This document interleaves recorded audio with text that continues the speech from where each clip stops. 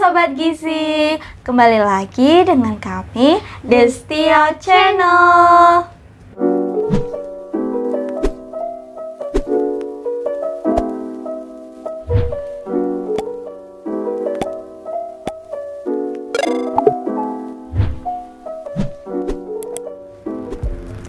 Pada video kali ini kita akan membahas seputar telur.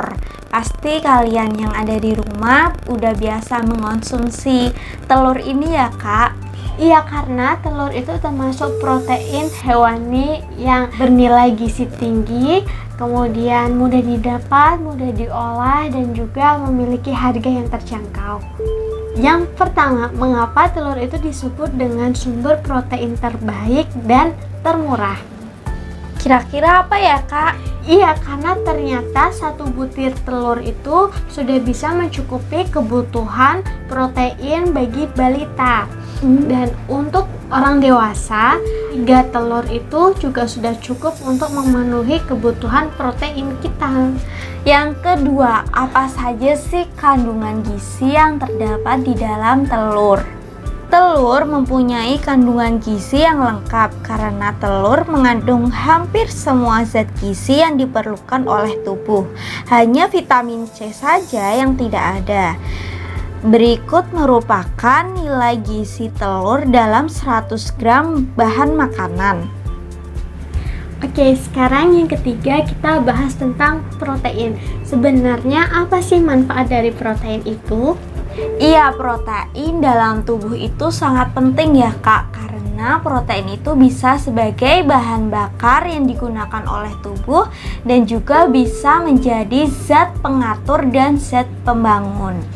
Yang maksudnya zat pengatur di sini, jadi protein itu mempunyai fungsi untuk membentuk jaringan-jaringan baru. Jadi ketika kita terluka atau seperti pasca operasi, itu sangat membutuhkan protein ini untuk menutup lukanya, seperti itu.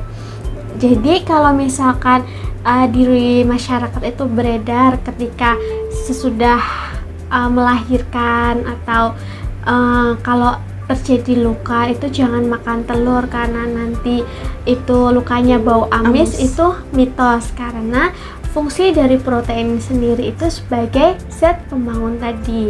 Jadi sangat diperlukan oleh tubuh yang sedang mengalami luka. Selain itu juga sangat baik untuk kecerdasan janin. Jadi ketika hamil itu diharapkan memenuhi kebutuhan protein agar janin yang dikandung itu memiliki perkembangan otak yang optimal. Nah, selanjutnya protein itu dibagi menjadi 2 macam, yaitu protein nabati dan protein hewani. Nah, di sini protein hewani itu lebih unggul dibandingkan dengan protein nabati karena kandungan di protein hewani itu memiliki kandungan asam amino esensial yang lebih lengkap. Ya, dan dari segi penyerapannya yang protein hewani itu lebih cepat diserap dibandingkan dengan protein nabati. Selanjutnya nih, yang keempat, berapa sih jumlah maksimal yang boleh dikonsumsi telur dalam setiap harinya? Kita tidak diperbolehkan mengonsumsi banyak telur itu karena dalam satu butir telur itu terkandung kolesterol sebesar 200 mg. Nah, tinggal kebutuhan kita ketika kita mempunyai kolesterol cenderung tinggi itu memang harus membatasi konsumsi telur karena kuning telur ini tergolong ke dalam kolesterol yang cukup tinggi. Jadi mungkin kalau antara orang sehat dan orang sakit memang beda batasannya. Contohnya itu kebutuhan kolesterol untuk penyakit jantung atau penyakit kolesterol itu sebesar 200 sampai 300 mg. Jadi sehari itu cukup 1 karena kandungan 1 butir telur kolesterolnya tadi sebesar 200 mg. Jadi Kalau misalnya 2 butir telur kan berarti 400, berarti itu sudah melebihi batas kebutuhan kolesterol yang seharusnya gitu. Tapi kalau misalkan untuk masyarakat sehat gitu, yang tidak ada masalah kesehatan, maksimal 3 butir telur tuh masih diperbolehkan dalam sehari. Kemudian kita akan membahas fakta menarik yang ada di dalam telur. Yang pertama, telur merupakan makanan terbaik setelah susu. Teman-teman udah pernah dengar tentang fakta ini belum? Karena jika dibandingkan 100 ml susu dan 100 gram dari telur, itu kandungan proteinnya lebih baik di yang telur, karena di susu ada tambahan cairan, jadi proteinnya itu hanya 3% di susu, dan untuk di telurnya itu 13%. Jadi jika dibandingkan itu lebih tinggi yang telur. Fakta yang kedua, ternyata makan telur itu diperbolehkan setiap hari, asalkan tidak melebihi batasan yang sudah dianjurkan tadi. Kalau untuk orang normal itu cukup 1-3 butir. Kalau lebih dari 3 butir itu dikhawatirkan kolesterolnya itu tinggi. Kalau misalnya mengonsumsi telur setiap hari itu ya tidak apa-apa, karena malah bisa membantu mencukupi kebutuhan protein harian kita seperti itu. Yang ketiga, telur merupakan conditioner yang baik buat rambut kita, karena telur itu memiliki kandungan zinc. Nah, zinc ini bisa mengatasi berbagai masalah rambut kita seperti kerontokan, ketombe, patah, bercabang, dan sebagainya. Dan fakta selanjutnya, apakah telur bisa menyebabkan alergi dan bisulan? Nah, ini memang sering terjadi ya, karena memang ada beberapa orang yang sensitif terhadap kandungan protein di dalam putih telur maupun kuning telur. Hal itu memang disebabkan karena di dalam kuning telur maupun putih telur itu terdapat zat alergen yang apabila ada individu yang sensitif terhadap zat alergen itu ya akan menimbulkan beberapa gejala seperti kemerahan, rasa gatal, seperti itu. Jadi memang harus dikenali apabila kalau misalkan setelah makan telur selalu mengalami gatal atau kemerahan, berarti seseorang tersebut mengalami alergi telur. Selanjutnya, bagaimana sih tips untuk memilih telur yang baik? Yang pertama, pilih cangkang yang utuh, yang bersih, yang Tidak retak, tidak menimbulkan rasa bau, ya yang sewajarnya ya Kak. Iya, selain itu juga warnanya itu rata, jadi tidak ada bercak-bercak noda dengan warna yang lain, dan juga dari segi bentuknya itu normal gitu. Iya. Jadi bulat.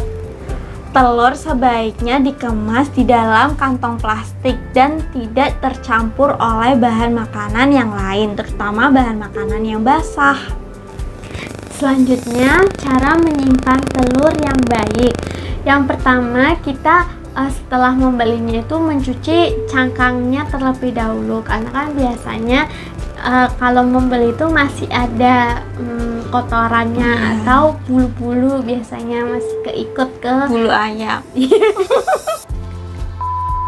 Iya, biasanya masih pada menempel di cangkang telur gitu. Jadi sebaiknya dicuci terlebih dahulu, baru dikeringkan dan disimpan di dalam rak telur di lemari es gitu. Dan simpan telur di tempat yang bersih, kemudian ventilasi yang cukup dengan suhu di bawah 15 derajat Celcius dan kelembapan sekitar 70% sampai 90%. Dan yang penting juga, pisahkan telur yang sekiranya itu sudah lama dengan telur yang baru, agar telur yang lama ini bisa dikonsumsi terlebih dahulu dibandingkan dengan telur yang baru. Seperti prinsip FIFO ya Kak, Iya. first in first out. Jadi yang lama itu digunakan terlebih dahulu dan yang baru disimpan. Biasanya untuk di rumah sakit gitu. Jadi yang lama itu dimajukan dan barang yang baru itu diberikan yang di belakangnya. Jadi nanti terus maju. Selanjutnya, bagaimana sih cara memasak telur yang baik dan tidak menghilangkan protein yang ada di dalamnya? Yang pertama itu dalam memasak telur itu jangan menggunakan teknik pemasakan yang kompleks ya Kak, karena bisa jadi telur tersebut kandungan proteinnya bisa rusak. Jadi kita kayak makan ampasnya aja ya Kak, tanpa ada kandungan protein di dalamnya. Nah, sebaiknya dalam pemasakannya itu suhunya itu 85 derajat Celcius dalam 1 menit. Iya, jadi jangan terlalu lama juga ya dalam menggoreng telur, karena memang protein itu bisa rusak apabila terkena panas. Jadi untuk mendapatkan kandungan protein yang baik, cara pengolahannya juga harus diperhatikan. Yang kedua, hindari konsumsi telur dalam keadaan mentah. Jadi sebaiknya diolah terlebih dahulu ya Kak, daripada dimakan langsung. Iya, terutama kalau misalkan telur ayam kampung yang sebagai atlet atau biasanya yang kayak jamu dicampur oleh jamu itu kan ditambahkan telur ayam yang biasanya mentah gitu. Nah, itu tidak dianjurkan karena di dalam telurnya itu masih memungkinkan mengandung bakteri gitu. Jadi lebih baik diolah terlebih dahulu. Dan apabila telur yang akan direbus itu suhunya minimal 70 derajat Celcius. Diusahakan jangan kurang dari 70 derajat Celcius tersebut. Iya, karena fungsinya sendiri itu biar kematangan telur itu bisa sempurna gitu.